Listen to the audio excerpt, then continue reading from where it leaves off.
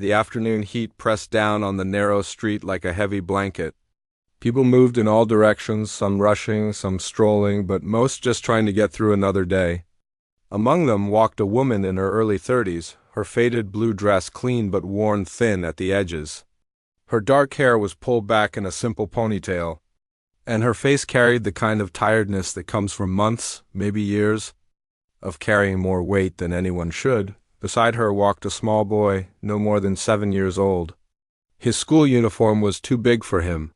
The shirt sleeves rolled up several times at the wrists, the pants held up with a piece of rope threaded through the belt loops. His shoes, once black, had faded to a dull gray, with the sole of the left one starting to separate from the upper part. But none of that mattered to the boy right now. His entire focus, his complete attention, was locked on the small paper bag he held against his chest with both hands. Inside that bag were 2 bread rolls. Just 2 simple pieces of bread from the corner bakery, the kind they sold at the end of the day for half price. Because they were a few hours old, the mother glanced down at her son as they walked. She noticed how his fingers pressed into the paper, creating small wrinkles around the edges. She noticed how his eyes never wandered to the shop windows they passed, never looked at the other children playing near the fountain in the small plaza. His gaze stayed fixed on that bag as if the moment he looked away, it might somehow vanish into thin air. This wasn't how children were supposed to be. She remembered her own childhood, running wild through her grandmother's neighborhood, never thinking twice about when the next meal would come. She remembered being carefree, being light. But her son had learned something different. He had learned to hold on tight to whatever they had. Because letting go meant it might be gone forever, they moved through the marketplace slowly. Around them, vendors called out their prices, trying to attract the last customers of the afternoon. The smell of grilled meat drifted from a street cart, mixing with the scent of fresh fruit from a nearby stand. The boy's nose twitched slightly at the smell of the meat, but he didn't turn his head. He just kept walking, kept holding that bag. The mother felt a familiar ache in her chest. It was the same feeling she got every time she saw him like this, so serious, so careful, so much older than his years. 7-year-old boys should be begging for toys, for candy, for just one more game before bedtime. They shouldn't be walking like little soldiers, protecting a paper bag with 2 pieces of bread as if it were made of gold. She wanted to stop right there in the middle of the crowded street and tell him everything would be okay. She wanted to promise him that tomorrow would be better, that next week they'd have more, that someday soon he could be a normal kid who didn't have to think about food every single moment. But she had learned that empty promises hurt more than honest silence. So she just placed her hand gently on his shoulder as they walked, feeling the thin fabric of his oversized shirt under her palm. The walk home took about 20 minutes from the marketplace. They passed the same buildings they always passed, the same cracked walls with peeling paint, the same stray dogs searching through piles of trash, the same group of old men sitting on plastic chairs outside the corner shop, playing dominoes and drinking coffee from small cups. One of the old men looked up and nodded at her. She nodded back, a small gesture of acknowledgement between people who understood struggle without needing to speak about it. The man's eyes dropped to the boy, to the paper bag clutched against his chest, and something like sadness flickered across his weathered face before he turned back to his game. They turned down a narrower street where the buildings stood closer together, blocking out most of the afternoon sun. The temperature dropped slightly in the shade, offering a small relief from the heat. The boy's grip on the bag loosened just a fraction, but his eyes remained fixed on it. The mother thought about the day ahead of them tomorrow. She would wake up before dawn, as she always did, and leave for her first cleaning job while her son still slept. She would scrub floors and toilets in an office building downtown, finishing just in time to rush back. Wake him up, help him get ready for school, and make sure he had something to eat before he left. That bread he was holding so carefully, that would be his breakfast. 1 roll in the morning before school, torn into small pieces to make it last. The other roll would be for the evening, their dinner, split between the 2 of them. She would insist he take the bigger half. He would insist she take it. They would go back and forth until finally she would accept what he gave her, But she would eat it slowly, savoring every bite not because it was delicious, but because watching him eat his portion filled her up in a way that food never could anymore. This had become their rhythm, their routine, their way of surviving. Every day was about making it to the next day. Every meal was about stretching it as far as it could go. Every decision was calculated against the small amount of money she managed to earn from her 3 different cleaning jobs. The boy stumbled slightly on an uneven piece of pavement, and for a moment the bag shifted in his hands. His reaction was immediate and sharp. His fingers tightened, his arms pulled the bag closer to his body, and his eyes went wide with something that looked almost like panic.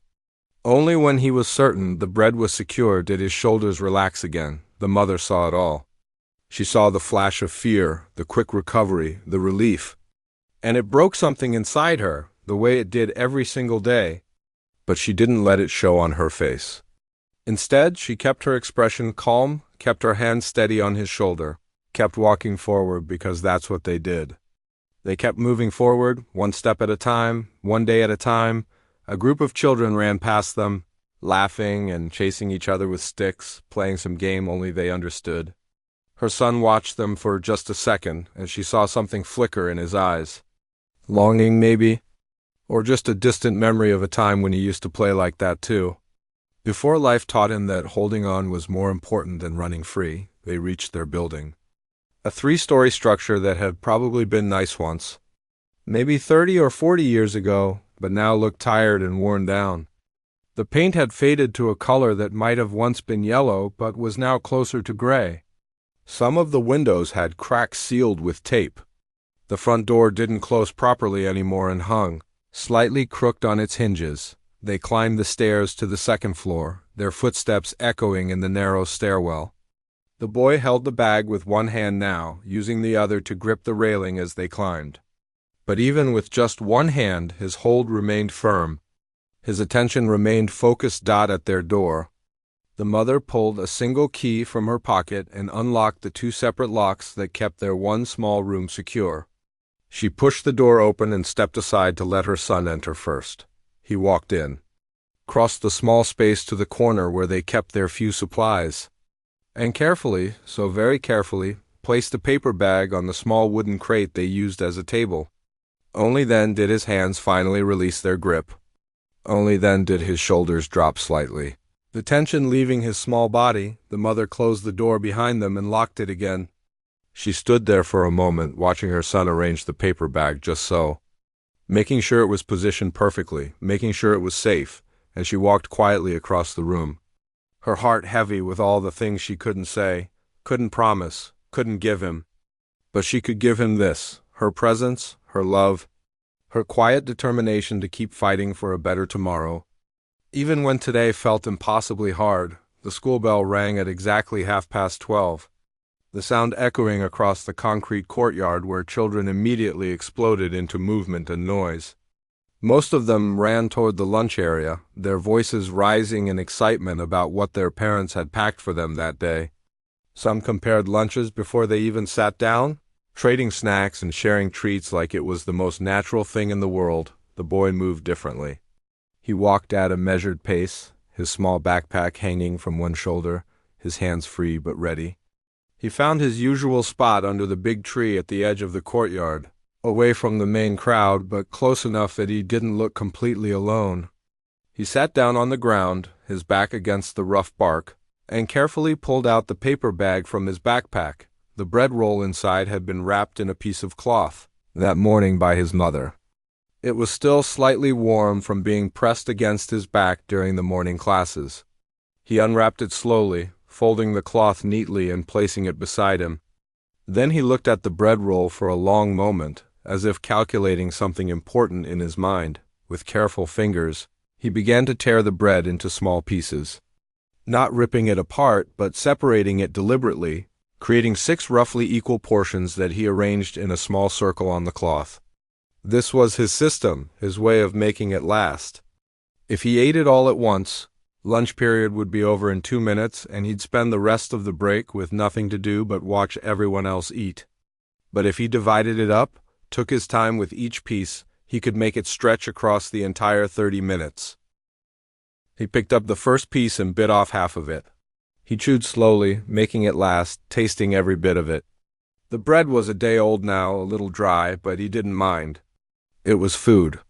It was something, and he had learned not to take that for granted. Around him, other children sat in groups, laughing and talking with their mouths full. A girl nearby pulled out a sandwich so big she could barely hold it with both hands. A boy to his left had an entire container of rice and chicken that his grandmother had made, the smell drifting across the courtyard and making the boy's stomach tighten. Another kid opened a bag of chips, and the crinkling sound seemed impossibly loud in the boy's ears. He looked down at his 6 small pieces of bread and took another bite of the first one. He had learned not to stare at other people's food. He had learned that it only made the hunger worse, made the waiting harder. So he kept his eyes on his own lunch, on his own portions, on making it through one meal at a time, but someone was watching him. His teacher, Miss Reyes, stood near the door of the classroom, observing the lunch period as she always did. She was a woman in her late 40s with kind eyes and gray starting to show in her hair. She had been teaching at this school for 20 years, and she had seen many children come and go. Some she remembered for their brightness, some for their trouble, but some she remembered because she saw in them a kind of quiet struggle that broke her heart. This boy was one of those.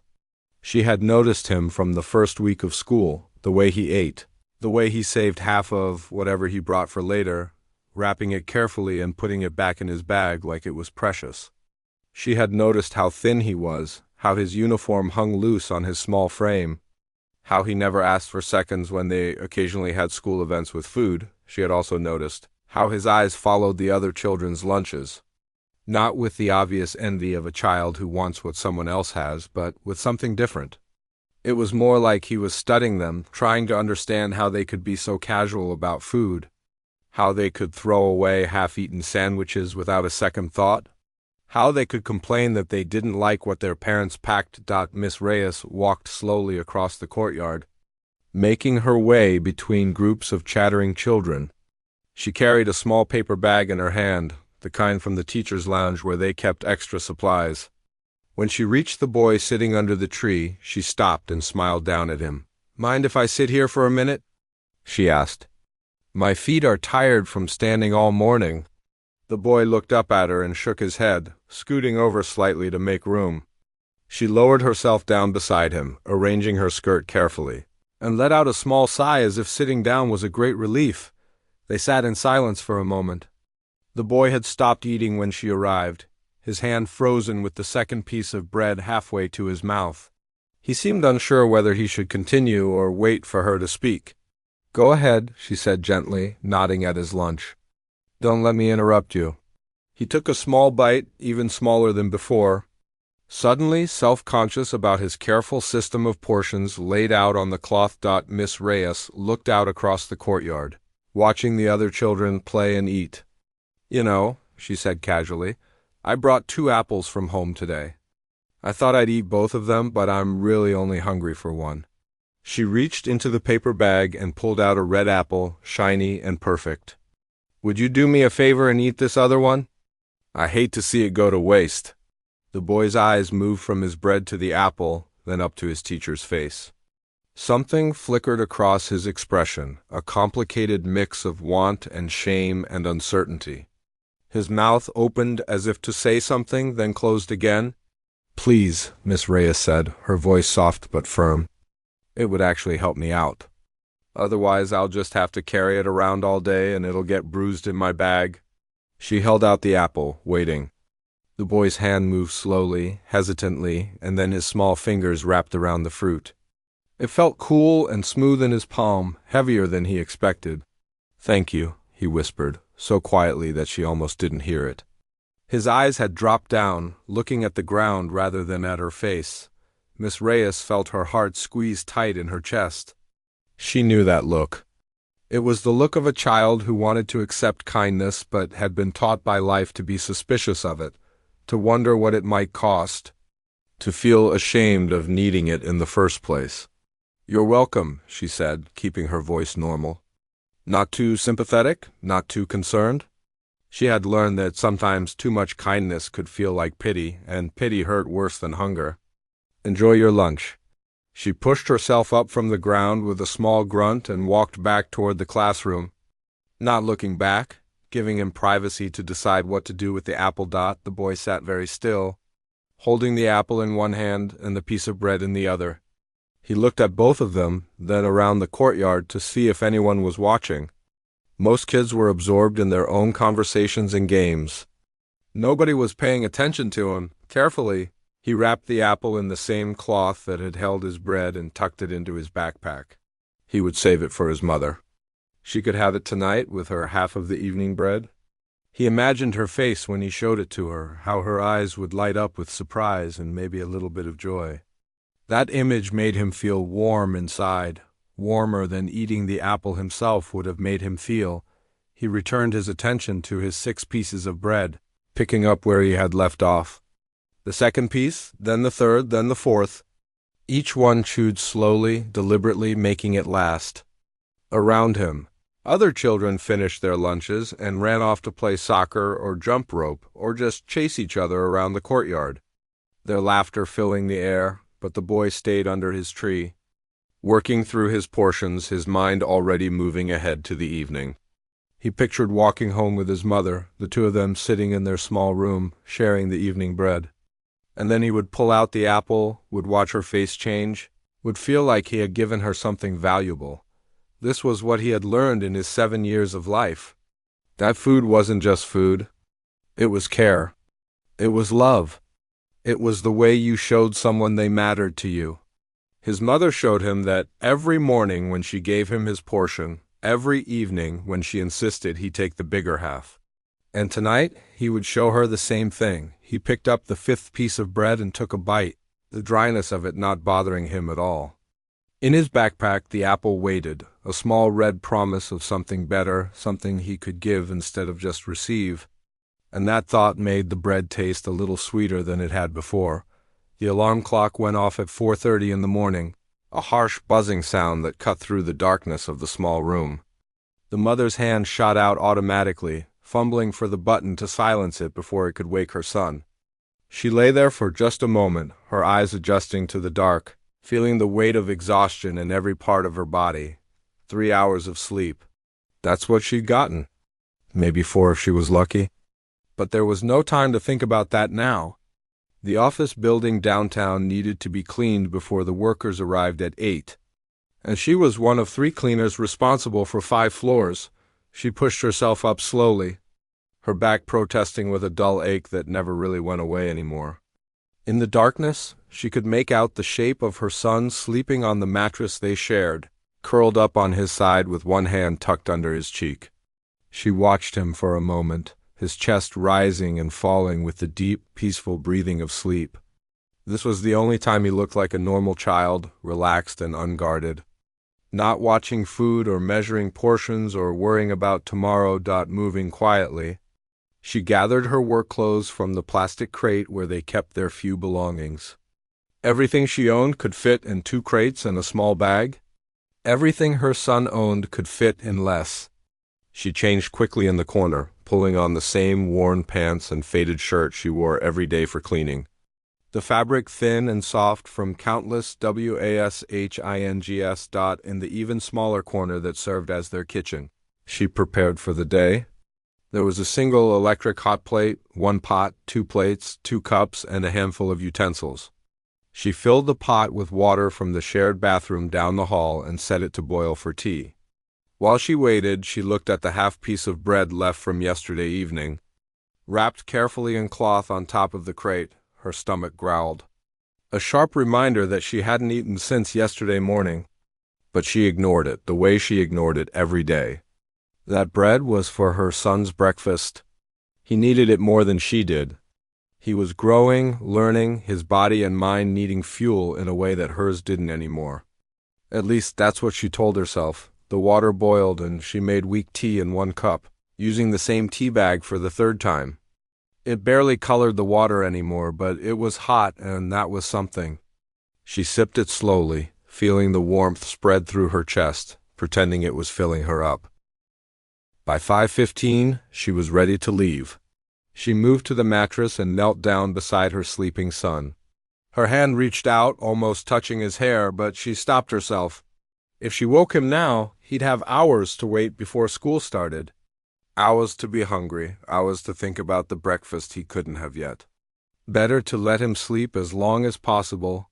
She stood up, grabbed the small bag with her cleaning supplies that she had to provide herself, and slipped out of the room. The lock clicked softly behind her. The hallway was dark and silent, the other residents still sleeping. She made her way down the stairs, careful on the steps that she knew from memory were cracked and uneven. Outside, the city was just beginning to wake up. A few early vendors were setting up their carts, preparing for the day. A man pushed a cart, full of bread, the smell making her stomach clench with hunger. She turned her head and walked faster, heading toward the bus stop 3 blocks away. The bus was nearly empty at this hour, carrying only other workers like herself, people who cleaned and cooked and built and served while the rest of the city slept. She recognized a few faces, fellow travelers in this early morning world. They nodded at each other but didn't speak, each lost in their own tiredness, their own struggles. The office building stood tall and gleaming in the growing light of dawn. She entered through the service entrance in the back, signed in with the security guard who barely looked at her, and took the service elevator up to the second floor where she would start today. The cleaning cart waited for her in the supply closet. Mops, buckets, sprays, rags, garbage bags. Everything smelled of chemicals, harsh and sharp. She loaded up her cart and began the familiar routine.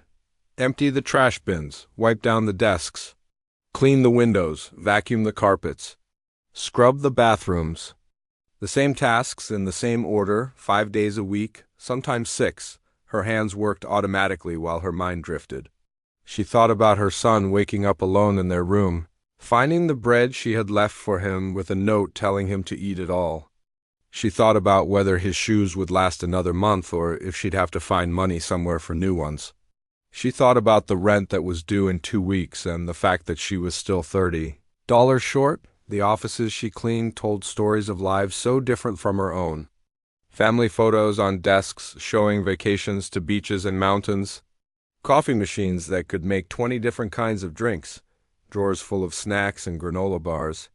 Calendars marked with dinner reservations and concert tickets. Sometimes she found half-eaten lunches in the trash. Sandwiches with just 1 bite taken out of them, apples with a single bruise thrown away.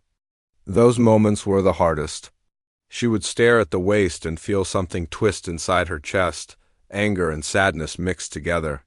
Her son measured his bread in careful portions, making 1 roll last an entire day, while these people threw away more food than her family saw in a week. But she couldn't let herself think about it too long. Anger didn't pay rent. Bitterness didn't feed her child. So she emptied the trash bins and moved on to the next office. By 11 in the morning, her section was finished. Her back screamed. With pain, her hands were raw from the chemicals, and her head felt light from hunger. But she had 3 more hours of work at her second job, a private home on the other side of the city where a wealthy family needed someone to clean their 4-bedroom house twice a week. She took the bus across town, watching the neighborhoods change from commercial buildings to residential areas with bigger houses and wider streets. Trees lined the sidewalks here. Cars in the driveways looked new and expensive. Children's toys lay scattered in well-maintained yards. The house she cleaned belonged to a family with 2 children, a boy and a girl, both younger than her son. The mother who hired her was a lawyer who worked long hours and needed help keeping up with the house. She was pleasant enough, always said thank you, always paid on time. But she had no idea, none at all, what it meant to struggle. The mother let her in and immediately rushed off to her home office for a video call. The house was large and filled with things. Toys overflowed from bins in the playroom. The pantry was stocked with more food than the mother could see in a month of grocery shopping. The refrigerator held fresh fruits and vegetables, meats and cheeses, juices and milk. She cleaned the kitchen first, wiping down counters that were already mostly clean, organizing things that were barely out of place. On the counter, she found a bag of oranges. One had a small brown spot on it. She knew without asking that it would eventually be thrown away. The family would never eat fruit with a blemish. Her hand hovered over the orange. She could take it. One orange from a bag of a dozen, they'd never notice. Her son hadn't had fresh fruit in weeks. The thought of his face if she brought home an orange made her heart ache with longing. But she pulled her hand back. She wasn't a thief. No matter how hungry, no matter how desperate, she wouldn't take what wasn't freely given. Her pride was one of the few things poverty hadn't stolen from her yet, and she intended to keep it. She finished cleaning the kitchen and moved through the rest of the house. The bathrooms with their fancy soaps and thick towels, the bedrooms with comfortable beds and soft carpets, the living room with a television bigger than her entire sleeping area. Each room was a reminder of a life that seemed impossible to reach, a world that existed just on the other side of a wall she couldn't climb. By 2:30, she was done. The mother paid her in cash, counting out the bills and adding an extra 5 with a smile. "You do such great work," she said. "The house always looks perfect after you've been here." The mother thanked her and left, already thinking about her third job that started at 6.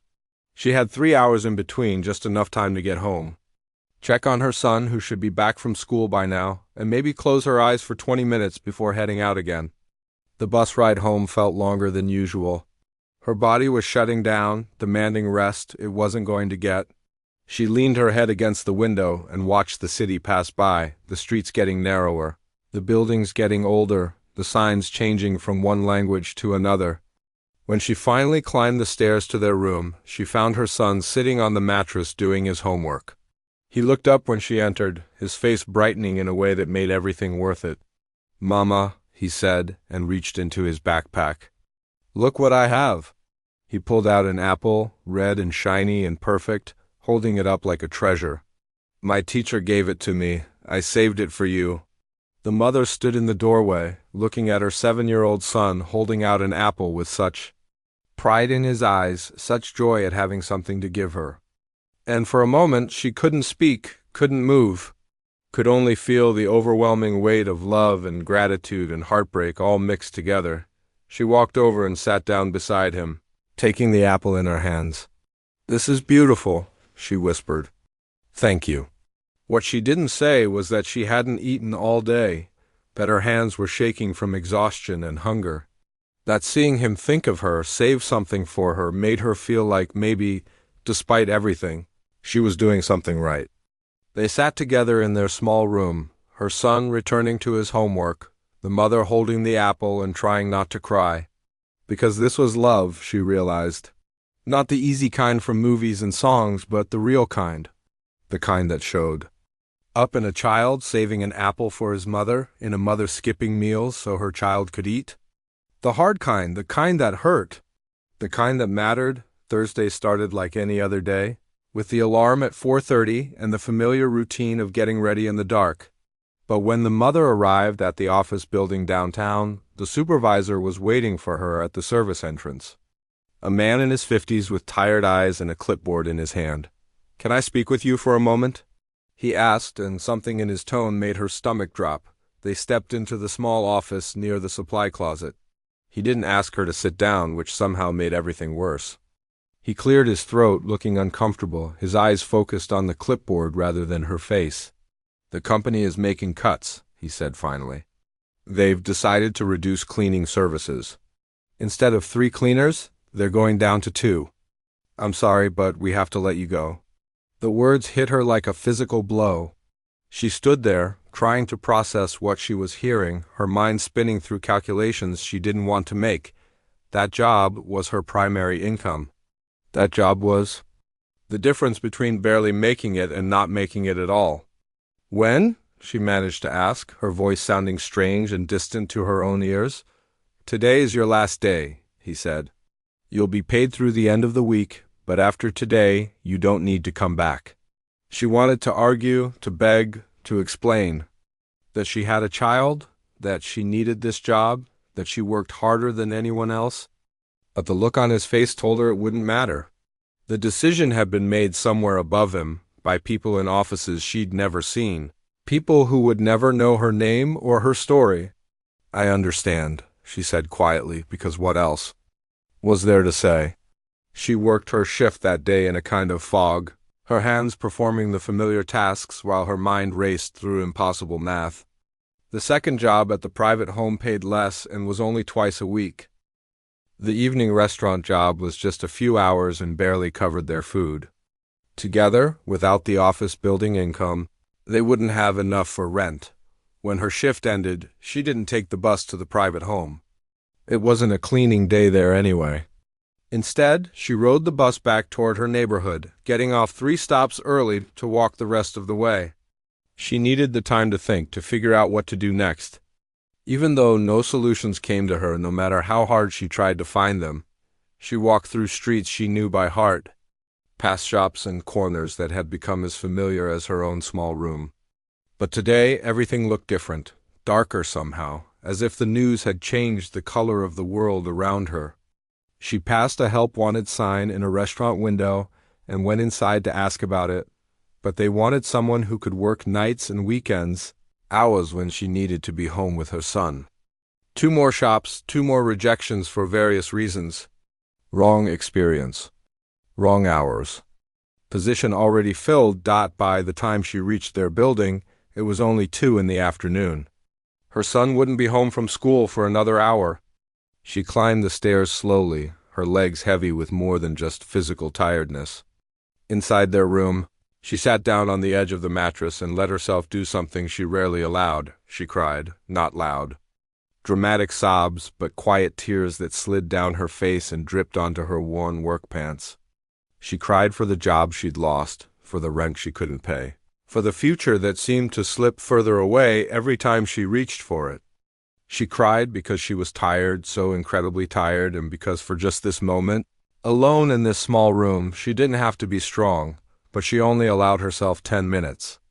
10 minutes to fall apart, and then she wiped her face with the back of her hand, took a deep breath, and stood up. Crying wouldn't change anything.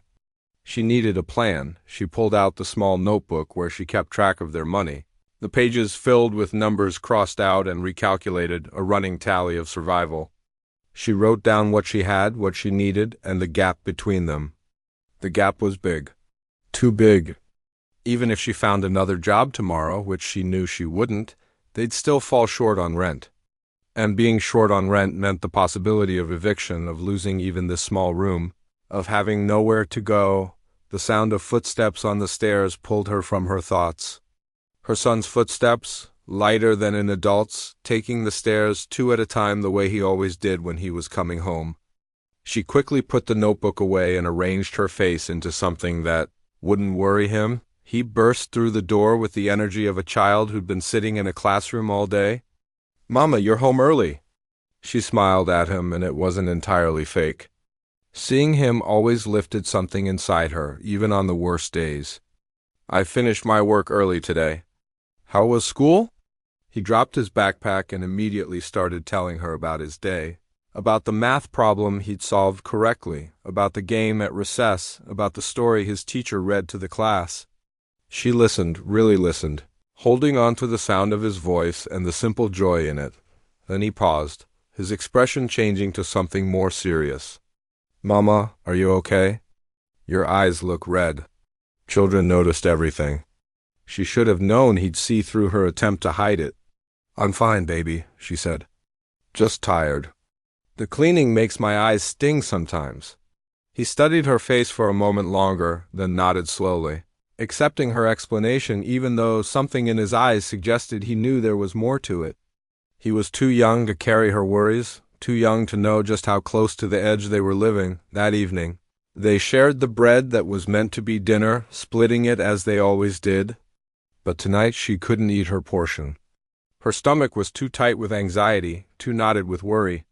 She tried, taking small bites and chewing slowly, but it felt like swallowing stones. "You need to eat, Mama," her son said, watching her with concerned eyes. "I am eating," she said, but he shook his head. "You're just moving it around. You do that sometimes when you think I'm not paying attention." She looked at him, this small person who saw more than she gave him credit for, who understood more than she wanted him to. "I'm just not very hungry tonight." He pushed his own portion toward her. "Then you have mine." "I had a big lunch today." She knew he hadn't. She knew his lunch was the same as always, the small amount she'd left for him in the morning. But his face was so earnest, so determined to take care of her the way she took care of him. "We'll share it," she said finally, breaking what remained into smaller pieces so they could take turns.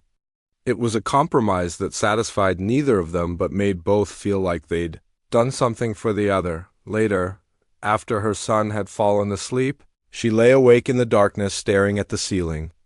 The room was silent except for his soft breathing and the distant sounds of the city outside their window. Her mind wouldn't stop working, wouldn't stop trying to solve a problem that seemed to have no solution. She could ask for more hours at the restaurant, but they'd already told her they couldn't offer more. She could look for a fourth job, but when would she sleep? When would she see her son? When would her body finally give out from the exhaustion that was already eating away at her? She thought about asking for help, but from who? She had no family nearby, no friends with extra money to spare. Everyone in this neighborhood was fighting the same battle she was, barely keeping their heads above water. Asking them for help would be like asking someone drowning to save another person drowning. The thought that scared her most was the one she tried hardest not to think about. What if she couldn't do this anymore?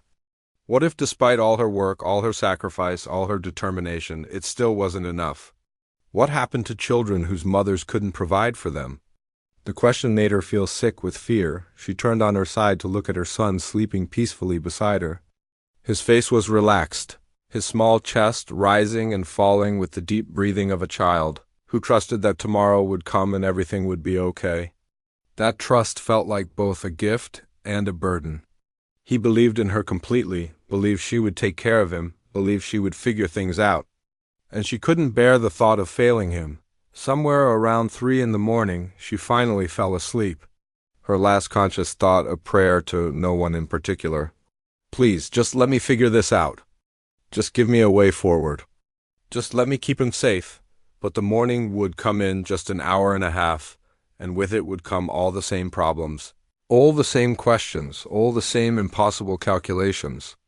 The alarm would ring, she would get up, she would move through another day. Because that's what mothers did. They kept going even when they didn't know how.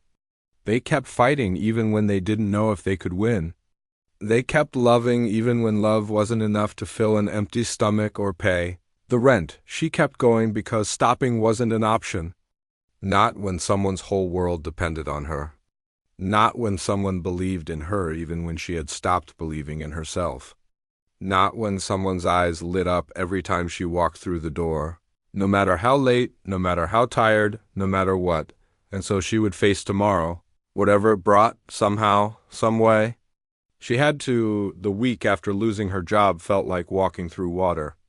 Everything was harder, slower, weighted down by a fear that sat in the mother's chest like a stone. She searched for work every day, walking from shop to shop, office to office, asking if they needed help. Most places didn't even let her finish her question before saying no.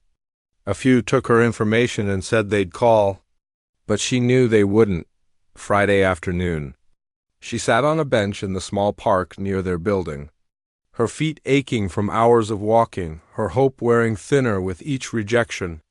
She watched other people pass by, people who seemed to move through the world with such ease, such certainty. She wondered if they knew how lucky they were, or if security was something you could only see once you'd lost it. A woman sat down on the other end of the bench. She was older, maybe in her 60s, with gray hair pulled back in a braid and kind eyes behind wire-rimmed glasses. She held a shopping bag in her lap and seemed content to just sit and watch the world go by. After a few minutes of silence, the woman spoke. "You look like someone carrying the weight of the world." The mother looked over, surprised. "Is it that obvious?" The woman smiled gently. "I've worn that expression myself a time or two. Sometimes it helps to talk about it. Sometimes it doesn't. But I'm here if you need someone to listen." Maybe it was the exhaustion or the loneliness of carrying everything alone, or just the simple kindness in the woman's voice. But the mother found herself talking. Not everything, but enough. About losing her job, about trying to make ends meet, about having a son who deserves so much more than she could give him. The woman listened without interrupting, nodding occasionally, her face showing understanding rather than pity. When the mother finished, they sat in silence for a moment. "There's a community center 3 blocks from here," the woman said finally. "They offer free meals on Tuesday and Thursday evenings. Good food, no questions asked. They also have a board with job listings and resources for families who need help." The mother felt her throat tighten. Help. The word felt complicated, heavy with pride and shame and desperate need all tangled together. "I don't know if I can ... Can what?" "Accept help?" The woman's voice was gentle but firm. "Let me tell you something. 20 years ago, I was where you are. Single mother, lost my job, didn't know how I'd feed my kids. Someone told me about a place that offered help, and I almost didn't go because I was too proud. But then I realized something. My pride wasn't going to feed my children. My pride wasn't going to keep a roof over their heads. Sometimes the strongest thing you can do is admit you need help and accept it when it's offered." The mother wiped her eyes quickly. "What happened? To you, I mean. Did things get better?" "Eventually, yes. Not overnight and not easily. But I found work, my kids grew up, and we made it through. And now I volunteer at that same community center, helping other people who are once was." She reached into her bag and pulled out a small card with an address written on it. "Tuesday at 6. Come, bring your son. Let people help you while you figure things out." The mother took the card, her fingers trembling slightly. "Thank you." The woman stood up, patted her shoulder gently, and walked away, leaving the mother alone with the card and a tiny flicker of something that might have been hope. That evening, she told her son about the community center. She watched his face carefully, afraid he might feel ashamed, but instead his eyes widened with something like relief. "Does that mean we can have real dinner?" he asked. "Not just bread?" The simple honesty of the question broke something open inside her. He was 7 years old and asking if they could have real dinner like it was a special treat, like it was something extraordinary. What had she been thinking, trying to do everything alone when her child was this hungry? "Yes," she said, her voice thick with emotion. Real dinner. Tuesday evening, they walked to the community center together. The building was modest but clean, with warm lights glowing in the windows. The mother's steps slowed as they got closer, her old pride rising up one more time, trying to convince her to turn around. But then she felt her son's hand slip into hers, his small fingers wrapping around her bigger ones, and she kept walking. Inside, the smell of food hit them immediately. Real food, rice and beans and vegetables and meat. Her son's grip on her hand tightened, and she could feel him trembling slightly. A woman at the entrance greeted them warmly, asked no questions, just welcomed them in and showed them where to sit. The room was full of other families, all kinds of people, all there for the same reason. And something about that made it easier. They weren't alone in their struggle. They were just people who needed help, accepting it from people who wanted to give it. They filled their plates and sat down together. The mother watched her son eat, really eat, not measuring portions or saving half for later, just eating until he was full. She saw his shoulders relax in a way she hadn't seen in months. And she ate too, letting herself accept the nourishment, letting herself stop being so strong for just a little while. After dinner, she looked at the job board the woman had mentioned. There were listings for various positions, resources for resume help, information about job training programs. She took down several numbers and addresses, feeling the first real spark of possibility she'd felt all week. A volunteer approached her, a man about her age with a friendly smile. "First time here?" She nodded. "The meals are Tuesday and Thursday, but we also have a food pantry that's open Saturdays. You can take home groceries, whatever you need. No one should have to choose between feeding their kids and paying rent." The mother felt tears threatening again, but this time they weren't tears of despair. "Thank you. I didn't know places like this existed. A lot of people don't. That's why we're here, to make sure no one has to struggle alone." Over the next few weeks, things started to shift. Not dramatically, not in some miraculous turnaround, but in small, steady ways. The mother went to the community center regularly, getting food for her family and slowly rebuilding her confidence. Her son started eating properly, and the constant worry in his eyes began to fade. She found a new job. Not as good as the one she lost, but enough to keep them going when combined with her other work. It meant long hours and continued exhaustion. But now there was food in their small room. Not just bread, but rice and beans and sometimes even fruit. More importantly, something had changed between her and her son. They talked more openly now about their situation, about their feelings, about their struggles and their hopes. She stopped trying to shield him from everything. And he stopped trying to carry burdens alone. One evening, they sat together after dinner, actual dinner with vegetables and protein. And her son looked up at her. "Mama, are we going to be okay?" She thought about how to answer that. She could tell him yes, everything would be perfect, but that would be a lie. Life was still hard. Money was still tight. The future was still uncertain. But something fundamental had shifted. "We're going to keep trying," she said honestly. "Some days will be hard and some will be better. But we're not alone anymore, and that makes a big difference. We have people who care, a place to go when we need help, and we have each other." "That's not nothing." He nodded slowly, processing this. "I don't mind if we don't have a lot of stuff. I just want us to be together." She pulled him close, holding him tight. "We will be, always." That night, after her son fell asleep, she didn't lie awake for hours worrying like she used to. Instead, she thought about the woman in the park who had helped her, about the volunteers at the community center, about the teacher who had given her son an apple, about all the small acts of kindness that had kept them going when everything felt impossible. She thought about how she had believed.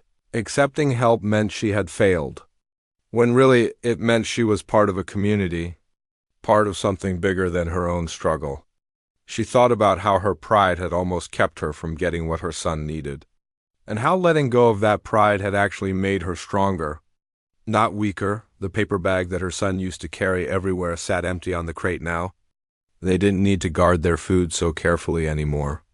They could eat when they were hungry, could share with others who needed it, could move through the world a little more freely. Things weren't perfect.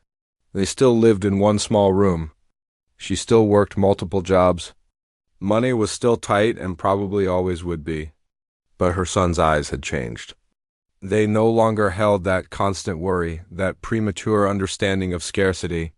He was starting to act like a child again, playing with other kids at the community center, laughing more freely, dreaming bigger dreams, and she had learned something important. Strength wasn't about carrying everything alone. It wasn't about never needing help or never admitting struggle. Real strength was in continuing to move forward, in accepting help when it was offered, in building connections instead of walls, in letting people in instead of shutting them out. She still walked quietly through the marketplace when they went shopping. But now her son walked beside her differently. His hand wasn't clutching food desperately. Sometimes it held hers. Sometimes it swung freely at his side. Sometimes he even ran ahead a little bit, the way children should. They were learning together that life wasn't about having everything or about never struggling. It was about the people you met along the way, the help you accepted and the help you gave, the small moments of joy you found even in hard times, and the love that kept you going when nothing else could. The mother and her son were going to be okay. Not because their problems had disappeared, but because they had learned how to face them together with help from others, with dignity and tact, and with hope for tomorrow, even when today was hard, and sometimes that was enough. Sometimes that was everything.